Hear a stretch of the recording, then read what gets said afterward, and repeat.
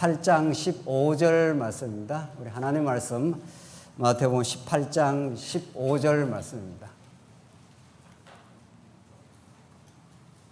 네, 찾으신 줄 알고 봉독 드리겠습니다. 우리 신약성경 마태복음 18장 15절 말씀입니다. 내 형제가 죄를 범하거든 가서 너와 그 사람들만 상대하여 권고하라. 만일 들으면 내가 내 형제를 얻은 것이요 만일 듣지 않거든 한두 사람을 데리고 가서 두세 증인의 입으로 말마다 확정하게 하라. 만일 그들의 말도 듣지 않거든 교회의 말하고 교회의 말도 듣지 않거든 이방인과 세리와 같이 여기라. 진실로 너에게 이르노니 무엇이든지 너희가 땅에서 매면 하늘에서도 매일 것이요 무엇이든지 땅에서 풀면 하늘에서도 풀리리라. 진실로 다시 너희에게 이르노니 너희 중에 두 사람이 땅에서 합심하여 무엇이든지 구하면 하늘에 계신 내 아버지께서 그들을 위하여 이루게 하시리라.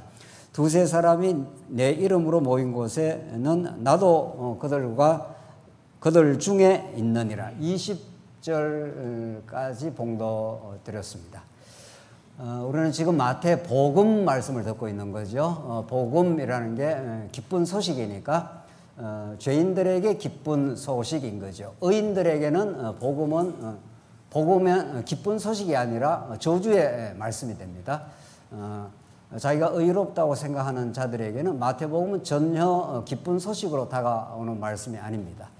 오늘 우리 마태복음을 우리 읽어가는 맥락은 우리 마태복음 전체가 왕직, 먼저 선지직이 있고 지금 우리가 공부하는 맥락이 이제 왕직이고 우리 마지막이 예수님 십자가의 이제 제물로서 죽으시고 이제 부활하는 말씀으로 마태복음이 마지막을 장식하게 되는데 우리는 지금 왕의 직임에 대한 말씀을 우리가 듣고 있습니다.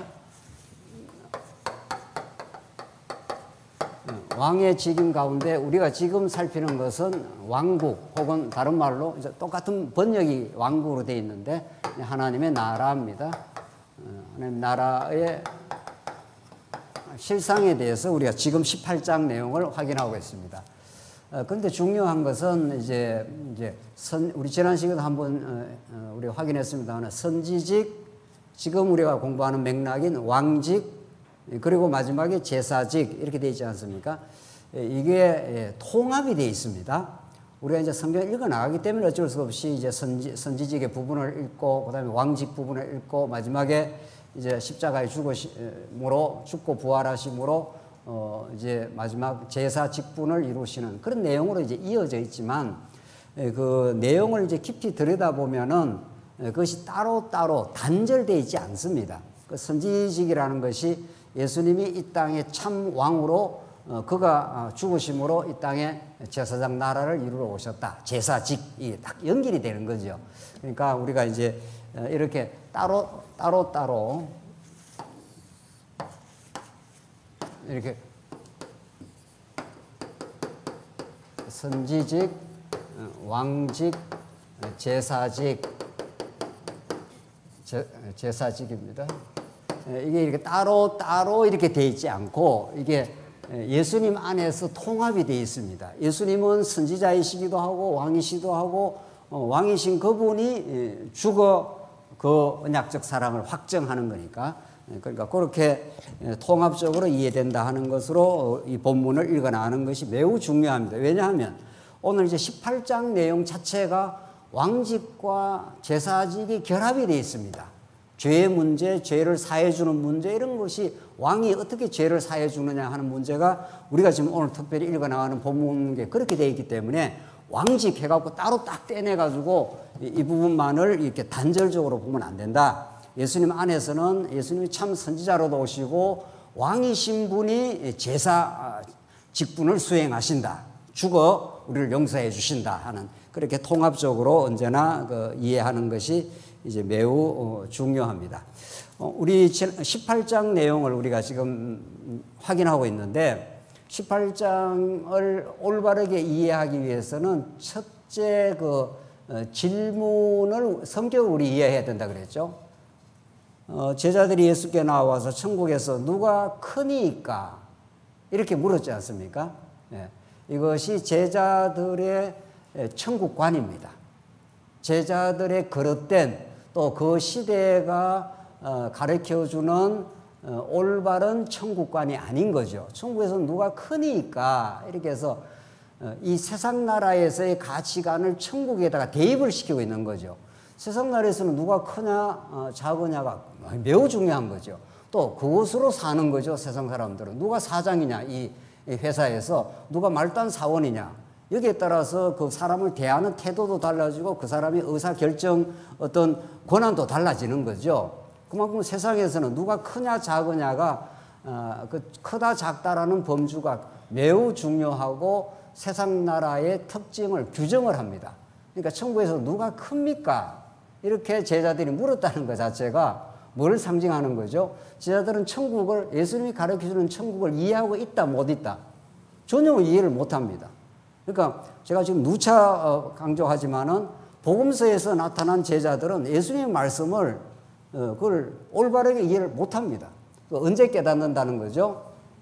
예수님 죽고 부활하시고 하늘 보좌 우편에서 그분이 보내주시는 누구?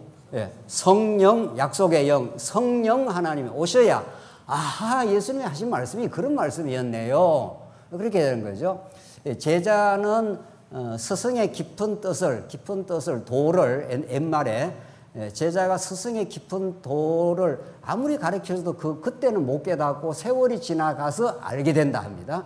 교육학에서 이제 많이 하는 이야기인데 부모의 깊은 사랑의 뜻을 자식은 어릴 때 깊이 모릅니다. 우리 자식들이 있네요. 아무리 부모님이 사랑하고 해도 눈이 말똥말똥한 거죠. 내한테 왜 이렇게밖에 안 해주나라든가.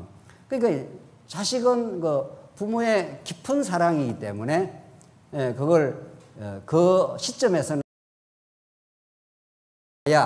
자식도 부모의 역할을 해봐야 그제서라야 지나고 나서 부모님이 이렇게 사랑을 하셨네요 깨닫는 것처럼 똑같습니다. 마태복음에서 얼마나 많이 예수님이 가르쳐줘도 제자들은 예수님의 깊은 하나님 나라의 비밀을 터득을 하지 못합니다. 엉뚱한 소리를 하는 거죠. 누가 천국에서 크니까 이렇게 한다든가 베드로는 예수님 그래 하면 안 됩니다 라고 예수님 꾸짖는다든가 예수님 십자가에 내가 곧 죽으러 가야 되겠다 하니까 예수님 불러놓고 당신 그러면 안 됩니다 이렇게 한 거죠. 그러니까 예수님이 뭐라고 그랬다고요? 사탄아 물러가라 했지 않습니까? 너는 하나님의 일을 생각하지 않고 사람의 일을 생각하는도다 해서 예수님에게 혼침을 받은 거죠. 자, 이제 그런 것이 18장 내용이니까 자, 어린아이 비유가 나왔습니다. 어린아이처럼 우리가 무슨 순전하게 살자 이런 도덕적 견면하는 게 전혀 아니라 그랬죠. 어린아이 하는 것은 무가치한 존재, 하나님 앞에서 죄인인 존재, 어린아이처럼 자기를 낮추는 존재, 예수가 하늘 보좌에 우주를 통치하는 분이지만 사람이 볼 때 가장 무가치하고 가장 낮은 어린아이처럼 오신 거죠. 그래서 말구이에 태어나신 거죠. 사람이 볼 때는 형편없지 않습니까? 말구이에 태어났으니까. 세상에 자기 아이를 말밥그릇에다가 분만한 아이를 낳는 그런 부모가 없겠지요. 자기는 묻고 못 살고 힘들어도 아이만큼은 그래도 따뜻한데 좀 위생적인데 그렇게 하지 않겠어요? 그러나 예수님이 가장 고귀하신 분이지만 가장 사람이 볼 때 어린 아이처럼 무가치한 그냥 세상의 판단 기준으로서는 형편없는 그런 존재처럼 나타나셔서 십자가에 죽으시는 거죠. 자, 그런 내용으로 쭉 이어가다가 우리 지난 시간 이제 길 잃어버린 양에 대해서 말씀하신 거죠. 천국은 아홉 마리를 놔두고 한 마리 생명을 찾아 나서는 하나님의 그 사랑의 심령인 거죠. 아홉 마리가 훨씬 세상의 가치로는 많고 가치롭다고 볼 수 있지만은 천국은 그런 많다 크다로 천국을 가르쳐 주는 게 아니라 한 생명을 위해서 예수가 죽을 수 있는 한 생명을 구원해내기 위해서 우주를 맞바꿀 수 있는 그런 하나님의 위대하고 놀라운 사랑이 그리스도의 사랑입니다. 오늘 15장 15절 내용은 많이 오해되는 구절입니다. 오늘 이 본문이 거의 99% 이 본문을 읽어 나가면은 여기서 복음을 찾는 게 아니라 교회 행정 7위 본문으로 이 본문이 많이 이해가 됩니다. 어떤 한 사람이 범죄하면은 뭐 권면을 해라. 안 들으면 두세 정인을 갖다 대라. 그것도 안 들으면 교회 불러갖고 당에 불러갖고 이야기해라. 그것도 안 들으면 이방인과 세리처럼 아주 뭐 교제를 끊어버려라. 이거 혹시 많이 듣던 내용 아닙니까? 만약 그렇게 이 본문을 들었다면은 예수님이 지금 가르쳐주는 천국의 실상은 정반대로 가는 겁니다. 교회에 적절한 권징이라든가 치리가 없다는 건 아닌데 적절한 권징 혹은 치리가 필요할 때 진리의 토대를 두고 사랑의 토대를 두고 할 수가 있는데 오늘 이 본문이 그런 치리 방법론을 가르치는 말씀이 아닙니다. 지금 오늘 18장 내용에서 어린아이 비유로부터 시작된 천국 복음, 이 왕국 하나님 나라의 그 실상을 가르쳐 주는데 뭐 행정 치리를 가르쳐 주겠냐고요. 예수님이 갑자기 뜬금없이. 그렇죠? 그렇습니다. 그렇습니다. 갑자기 뭐 예수님이 갑자기 교회에서 무슨 뭐 범죄한 사람이 있으면 무슨 치리 방법론을 여기서 예수님이 뜬금없이 전혀 그렇지 않습니다. 전혀. 뭐 교회 치리가 없다는 말은 아니에요. 교회 행정도 필요하고 다 치료도 필요하지만 이 본문이 그런 어떤 방법론을 가르쳐 주면 오늘 이 본문에서 나타나는 복음의 실상, 하나님 나라의 실상이 사라져 버리는 거죠. 얼마나 이게 진리의 왜곡 현상입니까? 자, 보십시다. 내 형제가 죄를 범하거든 가서 너와 그 사람과 상대하여 그 사람과만 상대하여 권면하라. 이제 불러서 이야기하라는 거죠. 죄를 하면은 만일 들으면 내가 내 형제를 얻을 것이요. 그 사랑의 권면을 듣고 회개하고 돌아오면 참 좋은 거다. 16절 만일 듣지 않거든 한두 사람을 데려가서 두세 정인의 입으로 말마다 확정하라. 두세 정인, 이게 신명기에 나오는 말씀입니다. 신명기에 어떤 사람이 위정을 할 수도 있으니까 한 사람이 이야기를 하면은 두세 사람 정인을 갖다 대어서 그 객관성을 갖도록 하라. 신명기 19장에 나오는 내용이에요. 나중에 19장 한번 찾아보시고. 그게 중요한 게 아니라 그 다음에 17절 만일 그들의 말도 듣지 않거든 교회의 말하고 교회의 말도 듣지 않거든 이방인과 세리와 같이 여기라. 그러니까 이제 단계로 불러서 이야기하는데도 못 알아듣거나 말을 안 듣거나 이제 이렇게 한다는 거 아니에요. 그 우선 현상적인 이야기는 그렇게 교회 말도 듣지 않으면 이방인과 세리와 같이 여기라. 그들을 완전히 출교시키라, 격리시키라, 뭐 이런 식으로 많이 이거 일반적으로 많이 이렇게 합니다. 전혀 그 반대입니다. 그런 행정 어떤 방법론을 여기서 예수님이 뜬금없이 갑자기 행정 방법론을 가르치시겠냐고요. 행정 방법은 복음에 의해서 행정 방법이 나올 수가 있죠. 그건 분명히 나옵니다. 뭐 그거 없다는 게 아니라 오늘 이 본문은 조금 더 읽읍시다. 이방인과 세리처럼 여기라는 것은 이방인과 세리처럼 유대인의 관점에서 이방인과 세리를 격리시키라 이런 뜻이 아니라 이방인과 세리와 같이 여기라. 이런 말은 얼마나 그들은 진리를 못 깨닫고 있는 자로 불쌍히 생각하라 이런 뜻이지 격리를 하라 이런 뜻이 아니라고요. 더 읽어보면 나옵니다. 이제 좀 더 읽어보면은 그러니까 이 본문이 하나님 나라 실상 그리스도에 대한 증거의 말씀이지 죄를 어떻게 하나님께서 용서하시고 하늘 보좌에서 이 땅에 이미 찾아오셔서 십자가로 부활로 하늘 보좌 우편에서 우리 택한 백성들의 죄를 용서하신 그 그리스도 증거를 지금 하고 있는 중이지 치리 방법론을 말하지 않다 이 말이죠. 조금 더 봅시다. 18절 진실로 너에게 이르노니 무엇이든지 너희가 땅에서 매면 하늘에서도 매일 것이요 무엇이든지 땅에서 풀면 하늘에서 풀리라. 이게 키 센텐스입니다. 오늘 이 본문을 풀어가는 이게 무슨 말이에요? 그러면 교회에서 어떤 회의체, 뭐 당회가 되든 무슨 노회가 되든 거기서 결정하면 하늘도 결정이 된다 이런 뜻입니까? 그렇지 않겠죠. 그러면 로만 가톨릭과 뭐가 다르냐고. 로만 가톨릭은 하늘의 모든 권세를 교황이 가지고 교황이 천국의 열쇠를 가지고 있어. 그들이 풀면 하늘이 풀리고 그들이 잠그면 하늘도 그 구원을 못 준다. 이게 로만 가톨릭이 앞에 16장 베드로가 신앙 고백을 하고 나서도 요 말씀이 나오죠. 그렇죠? 베드로가 주는 그리스도의 살아계신 하나님의 아들입니다. 그러니까 예수님께서 잘 너 고백했다. 너 신앙 고백 위에 이제 교회를 세우겠다. 하늘에서 매면 하늘에서 매면 땅에서도 매고 땅에서 매면 땅에서 풀면 하늘에서 풀린다 하는 그 똑같은 말씀이 신앙 고백을 하고 요 본문이 나타나고 오늘 본문도 지금 나타나고 있지 않습니까? 그러니까 이 본문을 어떻게 복음으로 풀어내느냐가 오늘 이 내용의 키 센텐스가 되는 거죠. 이 본문을 복음으로 풀지 않고 마치 교회가 무슨 권한을 가지고 있어서 로만 가톨릭처럼 교황이 풀면 풀고 매면 매인다. 그래서 실제로 로만 가톨릭은 출교를 시킨다니까요. 말 안 들으면 출교를 시키는 excommunication, 영어로 말하면 그 소통을 끊어버리는 거예요. 그래서 교회 못 나오게 만들어버리고 못 나오는 정도가 아니라 지옥 자식으로 간주를 해버리는 거죠. 교황 말 안 들으면 요 본문을 이용을 해가지고 말이죠. 그러니까 얼마나 복음에서 정반대로 지금 풀어가는 거죠. 이 본문은 그런 말씀이 아닌 거죠. 어떤 본문입니까? 이 본문이 지금 우리 하늘과 땅이 계속 나와요. 오전에도 나오고. 그러니까 새하늘과 새 땅이 이제 나오는데 천국 가면 새 하늘과 새 땅을 하나님께서 만들어 주시겠다 그러고 창세기 1장에서 하나님께서 천지를 지으시니 했지 않습니까? 그렇죠? 천지를 지었는데 땅이 어떻게 됐다고 그랬어요? 혼돈하고 공허하며 흑암이 깊음이 있었더라. 그래서 하나님의 신이 땅 위에 수면에 운행하시니라 하면서 하늘과 땅을 하나님께서 지어서 하늘과 땅을 통해서 하늘 복음을 땅에 이제 도입을 하시는 하나님 복음의 출발이 창세기 1장 1절이라고요.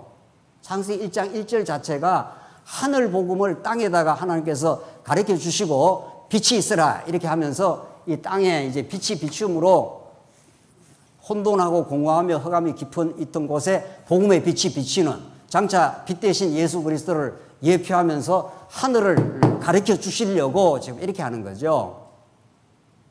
그래서 하늘 복음 혹은 하나님 나라 복음, 하늘 하는 건 하나님 나라입니다. 이게 표현만 다릅니다. 마태복음은 전부 하나님 하늘 나라라고 표현을 했고 마가, 누가, 요한복음은 하나님 나라로 표현했어요. 똑같아요. 표현이 뜻은 똑같다고요. 그러니까 이 하늘이라는 것과 땅을 창세기에서 설명을 하고 여기서 오늘은 너희가 무엇이든지 땅에서 매면 하늘에서도 매일 것이요 무엇이든지 땅에서 풀면 하늘에서 풀린다라는 것을 통해서 하늘과 땅이 너무도 연동되어 있다. 이게 구분이 될 수가 없다. 지금 그걸 말해주고 있죠. 이걸 말해주고 있어요. 이걸 에베소서 말씀은 더 정확하게 설명을 합니다. 요 본문 가지고만 풀기가 어려워요. 그래서 사실은 성경은 굉장히 마태, 마가, 누가, 요한, 그 다음에 사도행전, 로마서, 고린도전서, 갈라디아서, 에베소서 이래 나오는데 이 전체를 알아야 이 본문 하나를 정상적으로 복음적으로 풀 수가 있죠. 성경 어렵습니다. 하도 성경 쉽다 그러니까 성경은 그냥 안 읽어도 막 되는가 보다 막 말씀 안 들어도 그냥 깨달아지는가 보다. 그렇지 않습니다. 성경은 쉽고도 어렵습니다. 그 복음의 원리를 알면은 쉽고 또 차근차근 풀어나가는 아주 밀도 있게 잘 해석하지 않으면 성경은 굉장히 오해가 되는 본문이에요. 그래서 정말 우리 교회에 성경을 잘 풀어가는 사람을 보내주시옵소서. 이게 여러분과 제 간절한 기도입니다. 왜냐하면 이 본문을 제대로 풀기가 또 간단치는 않단 말이죠. 마태복음 전체를 알고 있어야 되고 에베소 전체를 알고 있어야 되고 성경 전체를 복음적으로 잘 이해해야 성경이 왔다 갔다 하면서 구약과 신약이 연결되면서 이렇게 풀어갈 수가 있는 거죠. 에베소 1장으로 갑시다. 에베소 1장 이 본문을 어떻게 에베소는 푸는가 한번 보십시다. 성경이 성경으로 풀어야 되는 거죠. 에베소 1장 7절 말씀입니다. 우리 앞에 그냥 보셔도 됩니다. 우리 좀 젊은 세대들은 바로 성경을 찾으시고 찾기 시간 걸리면은 바로 앞에 보시면 됩니다. 1장 7절입니다. 우리는 그리스도 안에서 그의 은혜의 풍성함을 따라 그의 피로 말미암아 속량 곧 죄사함을 받았느니라.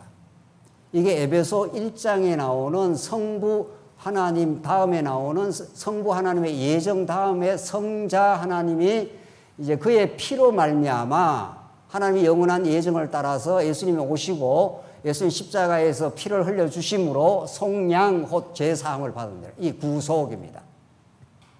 이게 성자 하나님이 이 땅에 와서 구체로 하신 사역이죠. 그리고 8절. 자, 그렇게 하신 이유는, 이는 왜냐하면 이런 말이죠. 그러니까 우리는 그냥 성경을 너무 이렇게 도식적으로만 읽어내가지고 뭐 성부 하나님 예정했대. 성자 하나님은 구속했어. 성령 하나님이 인쳤어. 그게 틀린 말씀은 아니지만 너무 도식적이고 뼈대만 이렇게 해석을 하는 경우가 많죠. 근데 8절 보십시오. 8절 잘 읽어보십시오. 지금 에베소서는 굉장히 심오한 말씀을 지금 풀어가고 있습니다. 8절. 이는 그가 모든 지혜와 총명으로 우리에게 넘치게 하사 그 뜻의 비밀을, 이게 영원한 복음의 비밀입니다. 창세 전에 이미 언약한, 예정한 복음의 비밀을 우리에게 알리신 것이요. 그의 기뻐하심을 따라 그리스도 안에서 때가 찬 경륜을 위하여. 예수님 오실 때가 카이로스가 왔다는 거예요. 카이로스라는 건 하나님의 의미의 시간, 하나님의 결정적인 시간이 이제 왔는데 예수님 십자가 죽으실 때 그때 구약의 모든 언약이 카이로스로 하나님의 때가 차서 이제 이루어지는 그 시간, 그게 때가 찬 경륜입니다. 이것을 위하여 예정하신 것이니, 왜 그렇게 예정을 했느냐 하면 10절이 이제 목적이에요. 직접적인 목적이. 궁극적인 목적은 하나님의 영광을 드러내는 거고, 왜 그렇게 구속 사건을 이루어졌는가 하면은 10절 보십시다. 10절. 지금 이거 수요일 날 다 강론한 겁니다.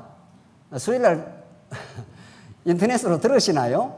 예, 뭐 하여튼 인터넷 들으시면.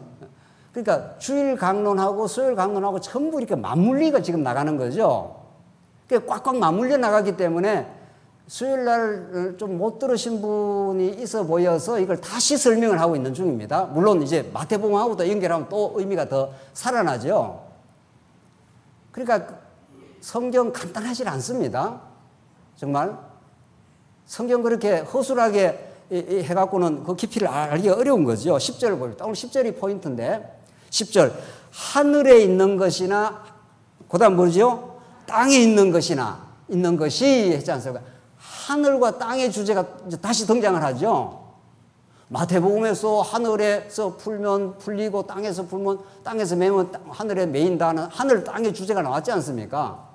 그게 그냥 나온 주제가 아니라고요. 그렇죠? 사도 바울이 복음서를 훤히 알고 있는 사람이에요. 사도 바울이 구약을 훤히 알고 있고, 그래서 하늘과 땅의 주제를 바울이 지금 거론을 하고 있지 않습니까? 왜? 어떤 의미에서? 그렇죠? 자, 이제 여기 읽고 해석하겠습니다. 하늘에 있는 것이나 땅에 있는 것이 다 그리스도 안에서 통일되게 하려 하심이라. 우리말 번역이 통일인데 아나 케팔라 이오 해서 다시 통일 이런 뜻이에요. 위로부터의 다시 통일. 원래는 통일이 돼 있었는데 이 통일이 깨져나갔다는 거예요. 아담 타락 이후에. 자, 그래서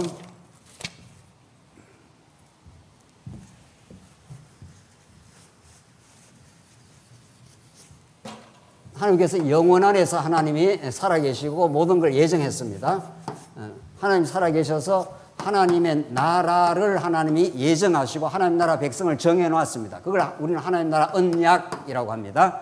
하나님이 당신의 나라를 건설해서 당신의 영광과 은혜를 드러내겠다. 나는 여호와다.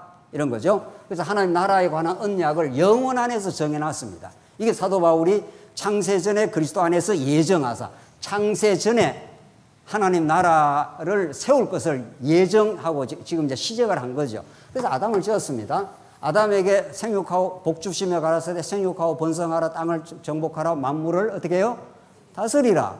그게 하나님 나라에 관한 언약을 이제 계시 차원에서 아담에게 하신 거죠. 그 아담이 하신 것은 진짜 아담, 마지막 아담, 이 마지막이라는 게 중요해요. 마지막에 예수님 오신 곳이 종말이에요.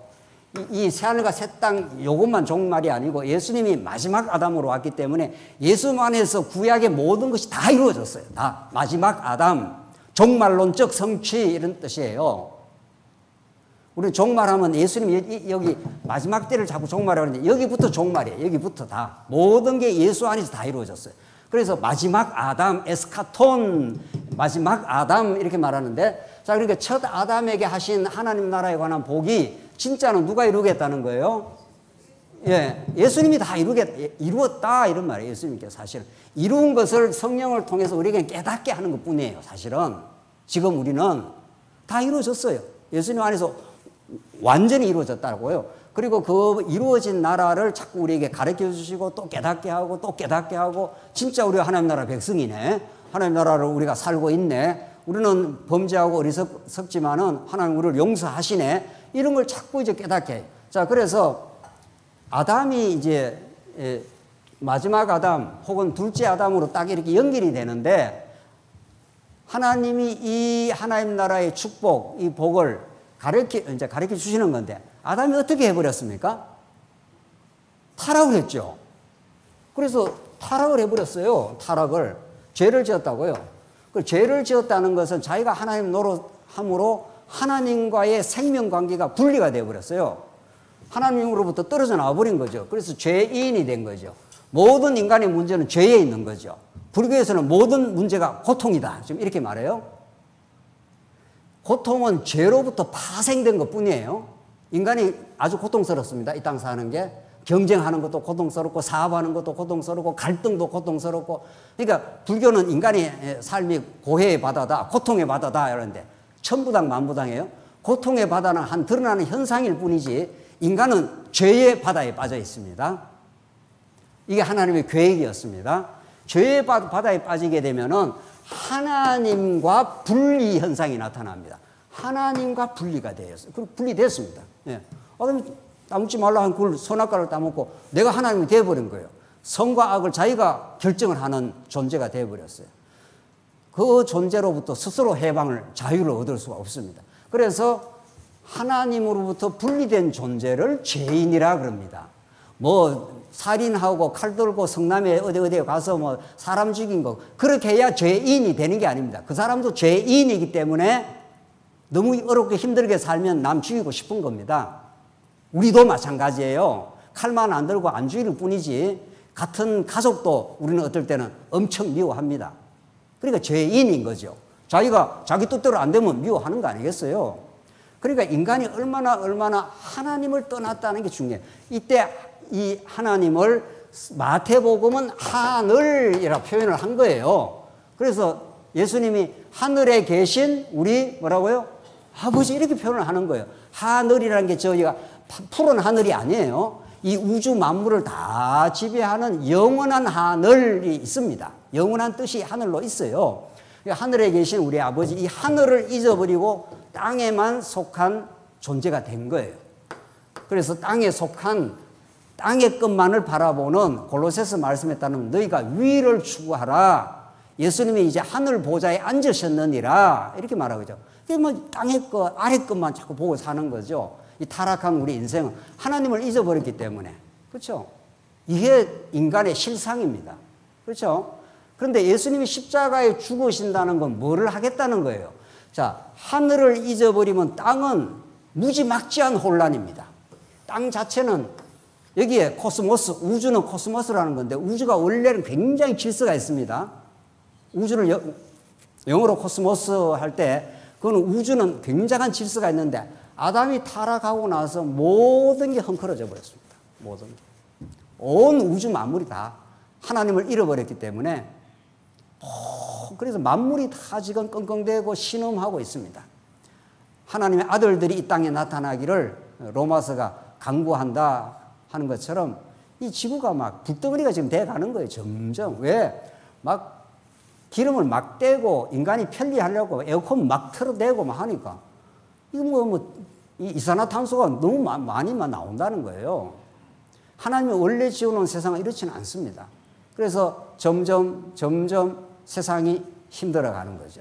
그래서 세상의 모든 질서가 무너진 상태, 이게 죄인이 된 상태 이런 뜻입니다. 거기에서 우리를 건져내신 거죠. 여러분과 저를. 그렇죠? 그래서 여기는 누구나 다 자기가 주인 된 세상이에요. 다 자기가 주인이에요. 힘만 있으면 주인 노릇 하려고 그러는 게. 힘만 있으면 다른 사람 지배하려고 하는 거예요. 누가 더 크니까 하는 게 이런 세상이에요. 누가 더 크냐? 스스로 크고 싶어 하고 또 어느 조직에서 큰 사람에게 붙으면 내가 살겠다 이렇게 되는 거죠. 이 세상 만사의 조직과 움직임은 너무도 가혹합니다. 사실은 이 인간이 살아가는 실상의 깊이를 들여다보면 야 정말 예수 안 믿고 산다는 건 너무 가혹한 일이구나. 정말 그렇습니다. 예수 안 믿고 무슨 소망 가지고 삽니까? 예수 안 믿고 이 혼란한 세상, 예수 안 믿고 그냥 육신 좀 보호하고 살면 그게 사는 겁니까? 아니, 예수 안 믿으면 모든 것이 혼란스럽고 삶의 의미를 찾을 수가 없고 예수 안 믿고 나이 들어간다는 것처럼 비참한 일도 없습니다. 나이 들면요, 젊을 때 그래도 힘 좀 있죠. 나이 점점 들지요. 육신의 힘 떨어지죠. 예. 주변 사람들 자꾸 떨어지죠. 점점 그렇게 되는 겁니다. 우리가 우리 일남전도에 우리 나들이를 멀리 갔는데 참 그 의미 있고 참 즐겁게 다녀왔습니다. 가서 맛있는 거 먹고 말씀을 나눈 거 아니에요. 말씀을, 생명의 양식을. 그러니까 생명의 양식을 나누면서 우리가 이렇게 나이 들어가는 것이 예수를 더 깊이 의지하고 예수를 사랑하며 하나님께서 이 땅에 우리를 보내신 이유를 찾으며 그렇게 우리가 오늘 이 멀리 나들이 하러 연천까지 왔습니다. 예수님 우리와 함께 계십니다. 이렇게 말씀 나눴어요. 그러면 우리의 모든 것이 의미가 살아나요. 맞아. 내가 살아왔던 것도 지금 사는 것도 나이 들어서 점점 늙어가는 것도 누가 가사에 우리는 뭐예요? 늙어가는 것이 아니라 그 유명한 가수가 있던데요. 노사연. 맞나요? 제가 지금 확실히는 모르겠네요. 늙어가는 것이 아니라 어떻게 해요? 그건 우리 크리스찬들이 부를 수 있는 노래예요. 예수도 모르면 그 노래가 무슨 의미가 있겠어요. 우리는 그냥 늙어가는 게 아니라 우리의 생명의 씨앗이 우리 안에 작동하기 때문에 예수 안에서 점점 예수를 닮아가고 예수 안에 사랑을 느끼고 그렇게 익어가다가 죽는 거예요. 육신은 죽어야지. 육신이 오래 살아서 되겠어요? 예수 안 믿고 오래 사는 것처럼 저주가 없습니다. 그래서 이 죄인이 구원을 받는 건데 그걸 하늘과 땅을 통일시키라. 오늘 본문이 그렇잖아요. 지금 에베소서 하늘에 있는 것이나 땅에 있는 것이 다 그리스도 안에서 통일되게 하려 하심이라. 이게 구속의 목적이라니까요. 왜 예수님이 십자가에 죽었는가 하면 하늘과 땅이 분리되어 있어서 모든 게 인간이 자기 중심. 그래서 자기가 뜻대로 되면은 산 이유가 있다고 그러고 자기 뜻대로 안 되면 인생 사는 이유가 없다고 자기를 좌절하고 낭망하고 실망하는 그런 하늘과 땅이 분리된 사람에게 하늘과 땅을 케팔라 하는 것은 케팔라 머리 대신 그리스도로 다시 통일을 시킨다 이런 뜻이에요. 그러니까 예수가 십자가에 죽고 부활하시면 온 우주가 그리스도 중심으로 재편이 됩니다. 제 질서가 형성이 되는 거죠. 여러분과 제가 그런 거죠. 오늘 이 교회에 오셨다는 것은 내가 내 인생의 주인이다. 그렇게 안 믿습니다, 우리는. 그렇죠? 예수님이 내 인생의 주인이시고 다른 지체도 예수님이 인생의 주인이시다. 우리는 서로 그리스도의 몸된 지체입니다. 이런 거죠. 이게 우주가 정리된 상태입니다. 온 우주가 예수 그리스도를 중심으로 해서 내 인생과 역사와 우주가 예수 그리스도를 중심으로 해서 깨끗하게 정리된 삶. 그걸 위해서 예수님이 십자가에 죽으셨다 이런 뜻이에요. 그렇게 이해를 해야 되는데 전에는 예수가 나를 위해 죽었다 그러니까 내가 구원받았다. 내 개인 구원받았다. 여기에 멈추니까 얼마나 이기적인 크리스찬이 되는 거예요. 자기 구원받았다는 거예요. 교회 그렇게 중요하지 않다는 거예요. 내 구원받았으면 됐지. 나는 뭐라 그랬죠? 창세전에 예정받은 걸 마타는 뭐라고요? 마타는 당상인가 있잖아요. 마타는 당상이니까 난 내 구원은 이미 결정됐다는 거예요. 그러니까 얼마나 자기중심적이고 자기 옆에 있는 지체 교회 생각할 것도 없는 거예요. 내 구원 받았으면 됐지 이러니 하나님 나라의 실상이 안 이루어지는 거죠. 주제가 오늘 하나님 나라 아니에요. 하나님 나라의 실상을 예수님이 지금 보여주시겠다는 건데 그러니까 하늘과 땅이라는 주제가 그렇게 중요한 주제입니다. 이게 이 주제를 놓치고 어떻게 마태복음을 풀어갈 수가 있겠어요? 이 주제를 놓치고 이 에베소서를 풀어갈 수 있겠어요? 예수님이 예수님이 아니라 사도 바울이 하늘에 있는 것이나 땅에 있는 것이 다 그리스도 안에서 통일되게 하려. 이 통일, 우리말로 통일이지 헬라어는 케팔라가 들어있다니까 머리로 다 정리가 된다는 거예요. 예수 그리스도를 머리로 해서 우주가 다 정리가 된다는 거예요. 재통일이 된다는 거예요. 이런 질서감이 생깁니까? 사랑하는 성도님들, 내가 예수를 딱 믿고 오늘 교회에 나오면은 머리 대신 그리스도에 내가 붙은 지체구나. 그러니까 머리 대신 그분이 나를 여기까지 오게 했구나. 그분이 나를 앞으로 살게 하고 그분이 만나는 지체들을 나의 같은 몸으로 생각하고 정말 그렇게 소중하게 생각하게 되는 거죠. 그게 혼란한 우주가 타락으로 말미암아 혼란했던 우주가 예수 그리스도를 중심으로 해서 이렇게 정리가 된 상태입니다. 그래서 만물 위에 교회 위에 그리스도 위에 하나님 이렇게 되는 거죠. 우주가 에베소 1장에 가면 그게 딱 이렇게 정리가 되는 거죠. 총체적으로. 거기까지만 더 한번 읽어봅시다. 에베소서 1장 20절입니다. 그의 능력이 그리스도 안에서 역사하사 죽은 자들 가운데서 다시 살리시고 하늘에서 자기의 오른편에 앉히사 모든 통치와 권세와 능력과 주권과 이 세상뿐 아니라 오는 세상에 일컫는 모든 이름 위에 뛰어나게 하시고 또 만물을 그의 발 아래 복종하게 하시고 그를 만물 위에 교회의 머리로 삼으셨느니라 이렇게 되어 있어요. 그래서 예수 그리스도가 오시면 개인 구원에 머무는 게 아니고 개인 구원 물론 이루어져요. 우리는 여러분과 저는 이제 천국 백성이 된 거죠. 그러나 하늘을 잃어버린 이 땅 가운데 모든 인생들로 하여금 하늘을 되찾아주고 그 만물 위에 교회 위에 예수 그리스도의 사건이 이루어져서 하나님의 위대한 통치가 제대로 예수 안에서 지금 이루어지고 있다. 너희가 하나님을 떠난 인생은 이렇게 분열되고 혼란스럽고 인생의 가치와 의미를 찾을 수가 없다. 머리를 잃어버렸기 때문에. 머리 잃어버린 몸이 무슨 방향을 찾겠습니까? 무엇을 해보라고요? 어떤 일을 해도 진짜 의미가 있냐고요? 돈을 벌여봐도 자식을 키워봐도 천하 없는 손주를 보고 무엇을 잘 먹고 잘 살아도 잠시 그것뿐이에요. 자기 뜻대로 뭐 좀 되면 행복을 느끼다가 자기 뜻대로 안 되면 당장 불행감을 느끼잖아요, 인간이. 그런 자기중심적 세계관에서 벗어나서 하늘과 땅을 통일시키는 예수 그리스도의 구속의 사건이 이 우주를 하나님께서 장악하고 계시고 여러분과 제 인생을 머리 대신 그리스도 안에서 완전 장악하고 계신다. 그분을 알기만 하면은 우리 인생의 모든 것이 의미가 있었다. 앞으로도 그분을 배워가는 것이다. 늙어가는 것이 아니라 어떻게 된다고요? 예, 익어가는 것이다. 예수 안에서 얼마나 우리 삶이 의미가 있다. 너무도 질서감이 생기고 통일성이 이루어지고 내 삶에 어떤 것도 무의미하지 않았다. 왜? 그분이 통치를 해왔으니까. 그분이 인도를 해오신 분이니까. 그분이 예수를 더 알게 만들어 오신 거니까 그렇게 되는 거죠. 이게 하늘과 땅의 주제입니다. 다시 마태복음으로 돌아가십시다. 그래서 18절에 진실로 너희에게 이르노니 무엇이든지 너희가 땅에서 매면 하늘에서 매일 것이요 무엇이든지 땅에서 풀면 하늘에서 풀리라는 것이 로만 카톨릭이 자기들이 교황이 매고 풀고 하는 권한이 있다는 게 아니라 하늘과 땅이 이렇게 예수 안에서 연동이 돼 있다.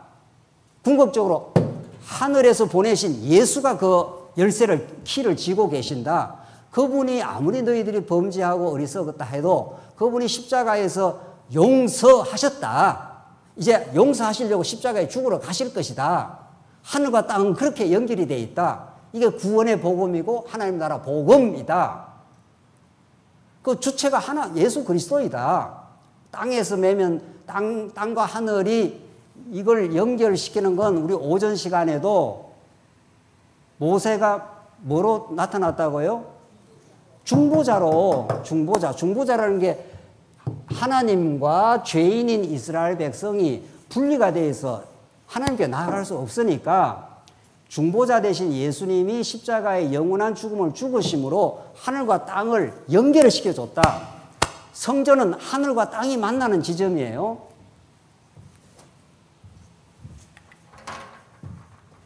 이게 하늘과 땅이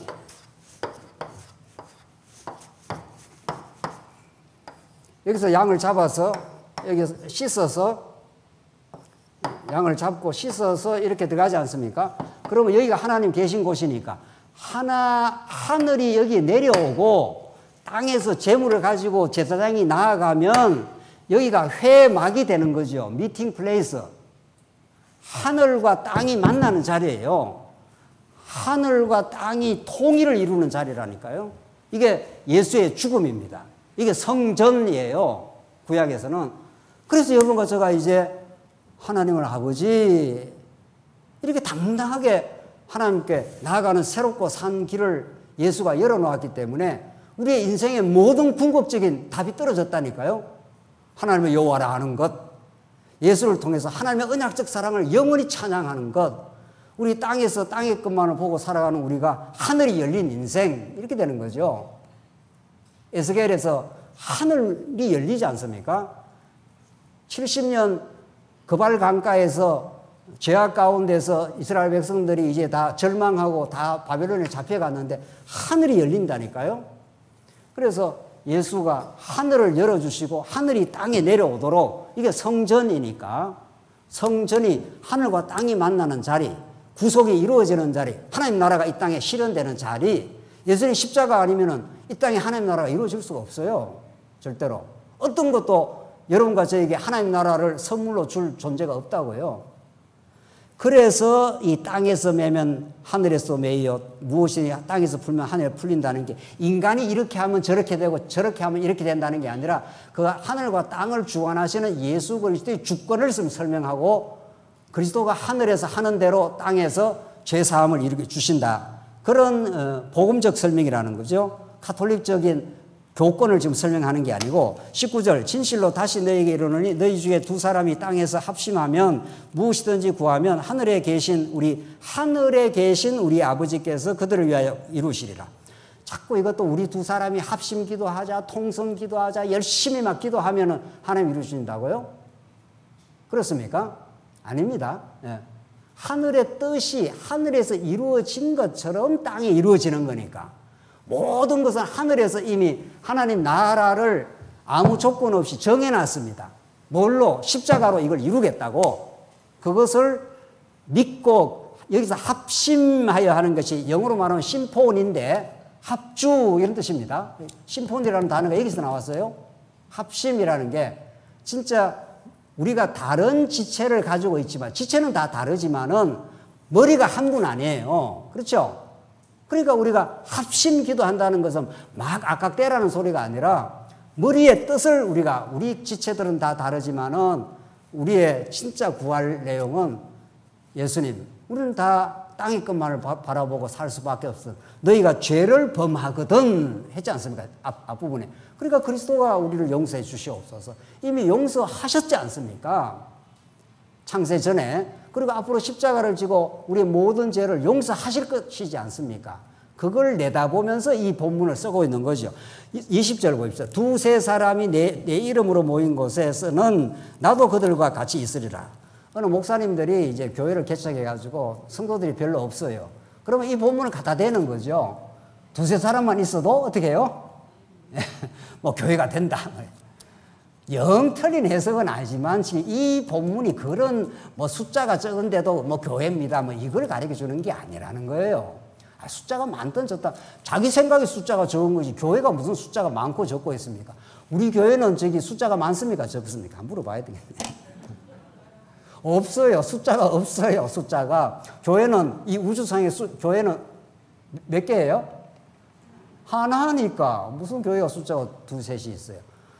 우리 교회는 지체가 한 180명, 뭐 200명이 되든 뭐 그렇다 이런 뜻이지. 교회는 하나밖에 없어요.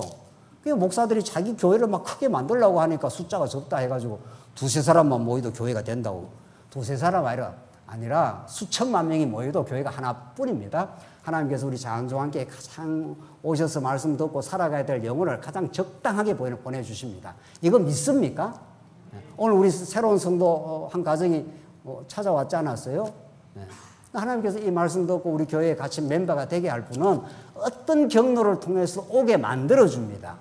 지나가다가 교회 찾아왔다는 거 아니에요. 그분은 뭐 우리가 전도를 한 것도 아니고 말이죠. 그렇게 찾아오시던, 인터넷을 듣고 찾아오시던, 하나님이 자기 백성들을 찾으시는 하나님의 열심, 그 하나님의 일하고 계심, 그게 중요하지 말이죠. 어느 교회가 더 크니까 이렇게 묻는 거나 마찬가지 아니겠어요? 두세 사람이 내 이름으로 모인 것이 중요해요. 내 이름, 예수 그리스도의 이름, 죄에서 구원할 자, 예수의 이름. 그래서 예수님은 너희들은 스스로 회개하고 돌아올 수 없다. 죄를 범했습니다. 공고했습니다. 두세 사람 갖다 대서 그 사람을 몰아붙이라는 뜻이 아니잖아요. 그들의 죄를 좀 깨닫게 해서 예수께로 돌아오게 하려고 해도 교회가 불러도 하나님께서 하나님이 부르셔야 돌아옵니다. 예. 여러분과 제가 구원받고 우리가 천국을 누리고 아버지께로 돌아오는 것은 구약의 모세가 우리 오전 시간에 했던 대로 이스라엘 백성들은 스스로 자기가 죄인인지도 모릅니다. 스스로 회개를 못합니다. 그러니 모세가 절박하게 하나님 아브라함과 이삭과 야곱에게 하신 약속대로 이들을 구원해 주십시오. 이들이 여기서 다 멸망하면은 이방인들이 얼마나 애굽 사람들이 얼마나 하나님을 이름을 훼손하겠습니까? 이들을 구원해 달라고 모세가 마치 자기가 죄인인 것처럼 회개하고 중보 기도를 했지 않습니까? 그게 모든 복음의 원리입니다.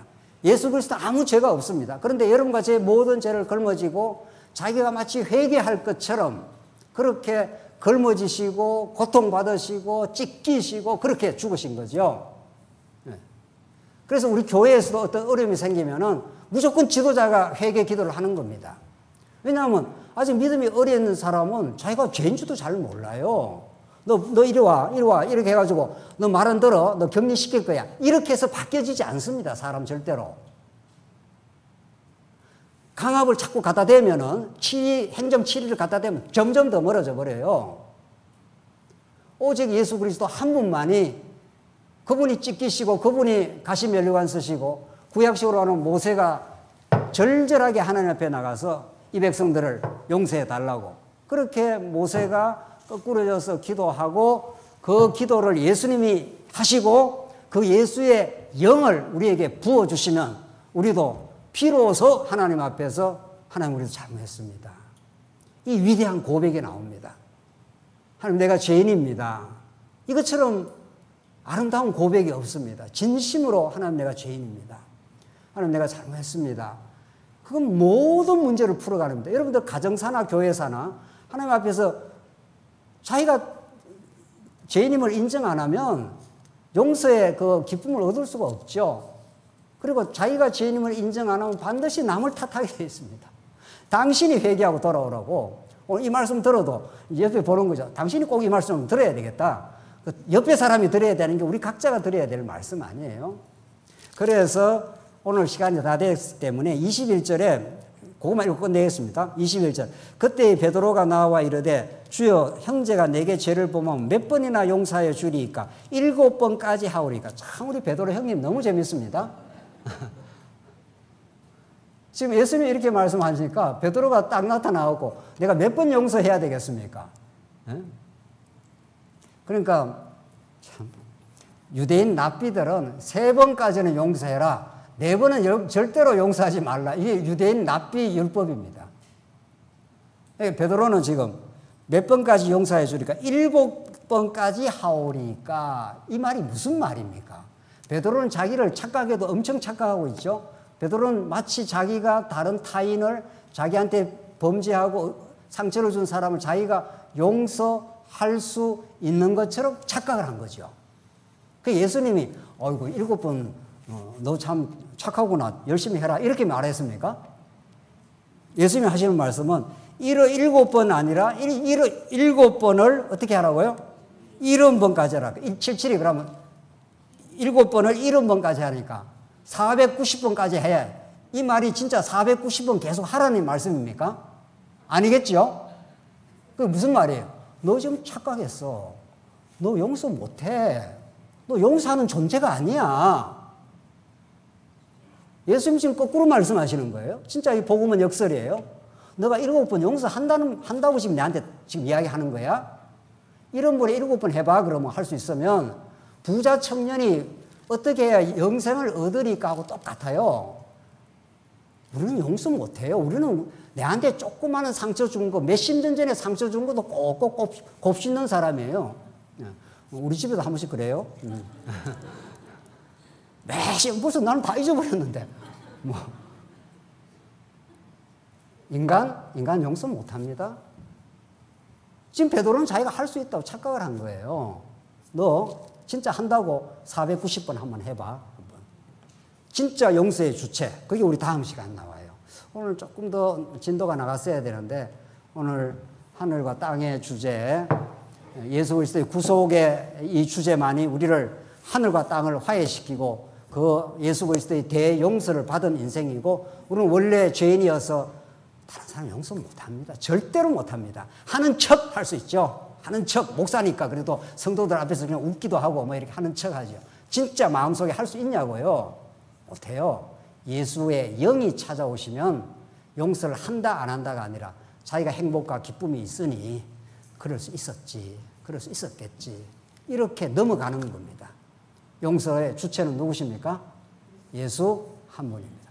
오늘 이 본문의 모든 말씀도 누구 전 거지요? 예수 전 거지요.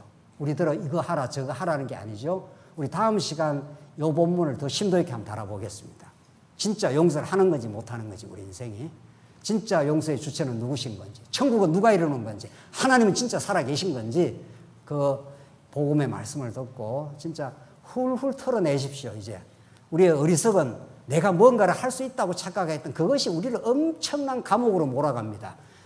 우리는 할 수 없었습니다. 그런데 예수가 우리 안에 찾아오셨고 그분 안에서 나도 모르게 되어질 뿐입니다.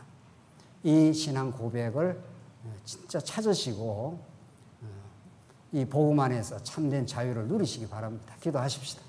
하나님 아버지 은혜를 감사합니다. 마태복음 말씀을 통해서 우리는 용서할 수 없었던 죄인이며 우리에게 큰 용서를 허락하신 예수님에 대해서 배웠습니다. 그 말씀이 우리를 자유케 하시고 하나님의 은혜 속에 살게 하시고 그리하여 우리 지체들을 품어내는 그 놀라운 역사가 있게 하시옵소서. 예수님 이름으로 기도하옵나이다. 아멘.